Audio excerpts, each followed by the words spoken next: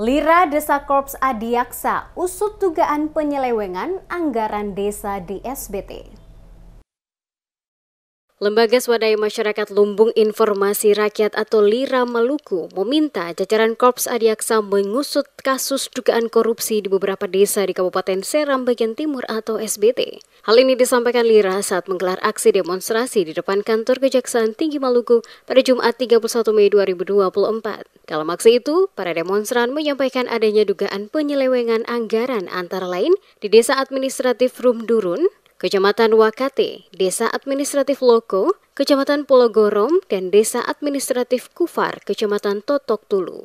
LSM Lira meminta Kejari SBT segera memeriksa dan memproses 3 pejabat kepala desa atas dugaan kasus penyelewengan anggaran desa dimaksud. Mereka juga meminta Pemda SBT mengevaluasi kinerja pejabat dan kepala pemerintah ketiga desa itu. Kami meminta kepada Kejaksaan Tinggi Maluku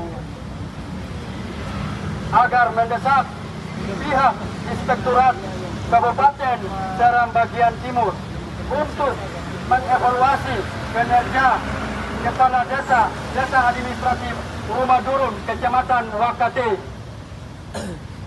2. Kami meminta kepada Kejaksaan Tinggi Maluku agar mendesak pihak Inspektorat Seram bagian Timur untuk mengevaluasi kinerja Kepala Desa Administratif Kecamatan Pulau Gorom, Desa Loko.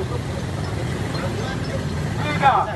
Kami meminta kepada Kejaksaan Tertinggi Maluku dalam kurung Kejari mendesak Kejari Negeri Kabupaten Seram bagian Timur agar mengevaluasi Kepala Desa Rumah Durun dan Loko dan Kecamatan Wakate di Pulau Gorom dan Kecamatan Kisui. Kecamatan Wakate, mohon maaf. Sementara itu, Kasipenkum Kejati Maluku Ardi saat menemui para demonstran menyatakan bahwa pihak kejaksaan terbuka menerima aspirasi Lira. Ia mengaku karena ini menyangkut soal dugaan korupsi, maka tentu harus disertai dokumen pendukung yang bisa dipertanggungjawabkan kebenarannya.